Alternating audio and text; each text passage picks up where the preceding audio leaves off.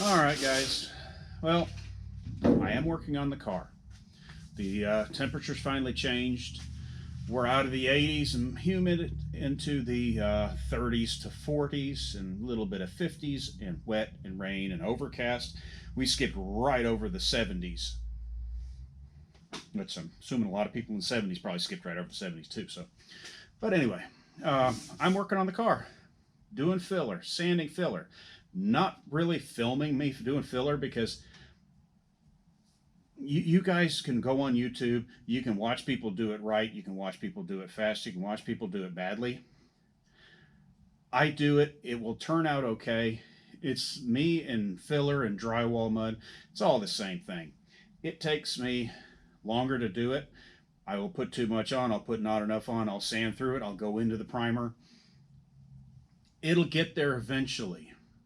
Um, it's just not my thing. So I may show little bits of things of me doing it, or after it's done.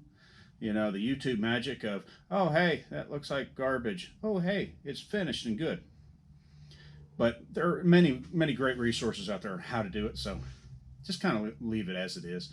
I do have materials coming. I've picked up materials, and I'm going to set the camera up over here and get to talking about that. All right, well, and as you can notice, I'm actually wearing a jacket and pants because it is actually cool for a change. And I actually did have the heater running for a little bit.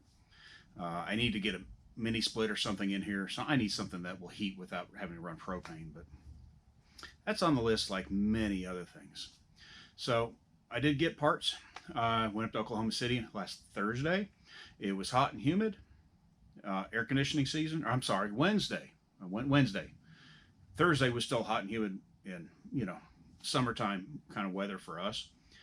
All of a sudden, Friday, when I was looking at the forecast for Friday, I'm sure glad we went when we went because they were getting forecast in a little tiny mountain range between us and Oklahoma City for over an inch of snow through that tiny little mountain area. Pretty little spot. Not very big, but very pretty. And then 5 inches rain out in West Texas and the Panhandle, all that. So good timing. But went to Classic Auto Parts, Oklahoma City.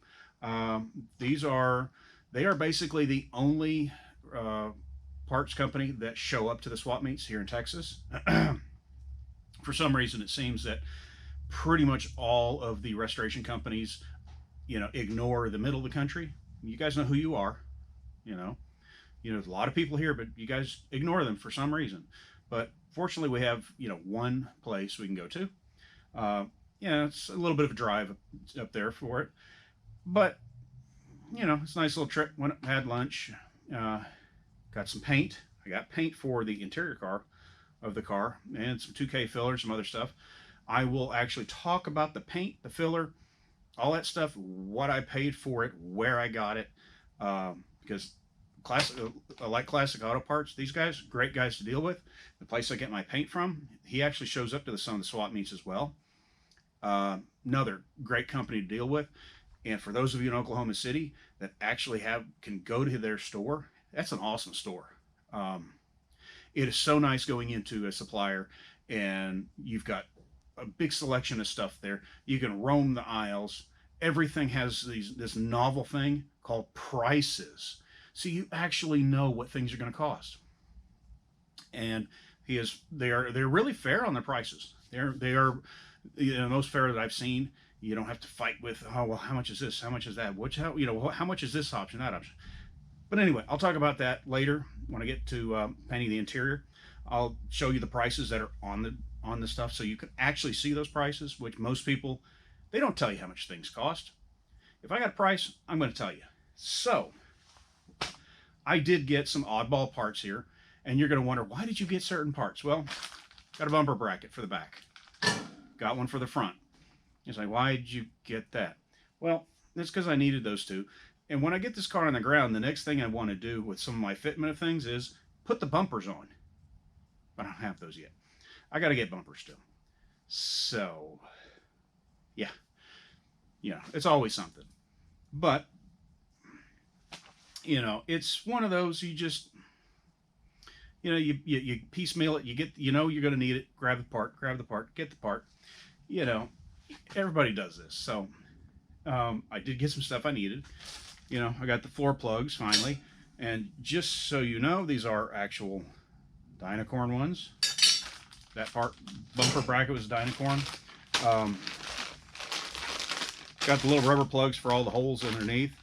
Just so you know, the factory ones, most of these I believe are a plastic. These things stink.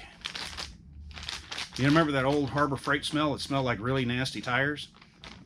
That's what this smells like. It's bad. Little door bumper. Yeah, some other oddball stuff. In my travels on a trip before that, I was lucky enough to go out and grab 2 springs. I got leaf springs for the back, lightly used, mid-eye, aftermarket. They're 4.5 leaf ones from, mine's going blank, but yeah, if you want to know, I'll look it up and see whose it is. But if you look up for a mid-eye one, you're going to find it for this car anyway. And also, this is all wrapped up. Got a pair of headlight, they're not buckets, they're trim, the big things, you know, that are always broken. Got a pair of those from the same guy. Fair price on those. They're not perfect, but they are factory ones, and everything you see is in good shape. You know, the bolt holes have an issue. I can fix that, but they're not bent, they're not cracked. They will work fine, and a big savings over aftermarket, which don't fit anyway. So now you can play, you can figure out what this is. This is an extremely odd piece of trim. Has a U shape. You can see that there. It's a U shape. Obviously goes around the back. I'm assuming a back window. I don't think that's a windshield. Could be, because it's not very big. But if anybody's got any idea what that might be for, be interested to know, because this came with the some trim that I got from the guy as well. I've got seam sealer. I've got that other stuff. I am this far away from ordering the front suspension. I'm just waiting for an email back from the company, which it's been a week or 10 days, and I still haven't gotten a response back, which is a little worrying. But they were at SEMA, so, you know, I'll give them that.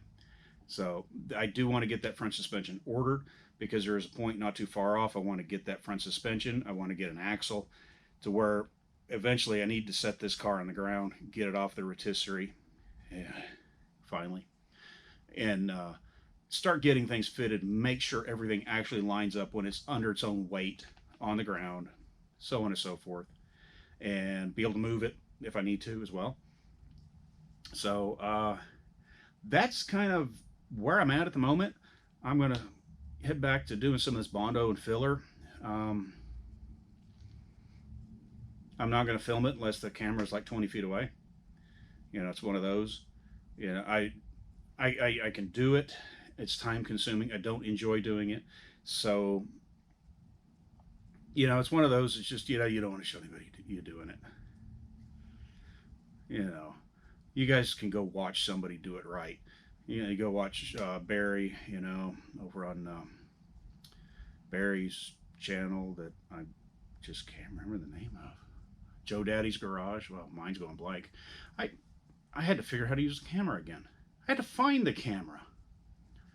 So, you know, him, or also Trev's blog, TREV, Trev's blog. I will put a link in there. His work is just a beautiful work that he does. He does things the way that you would like to be able to do it, you know, but us, you know, mere mortal people, nah, you know, we're you know, I'm not going to learn how to do it that well. It's just not going to happen. I have no desire to be that good at it. You know, if you could just flip a switch and be that good, that'd be one thing.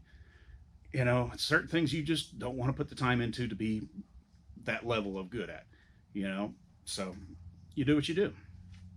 So, I will have another video up at some point. No promises when it'll be or what exactly it'll be, but it's coming. So I appreciate you watching. If you got any ideas, and anybody can guess the interior color. It's not black, but the pads and our interior pieces will be black. So Thanks for watching, and see you next time.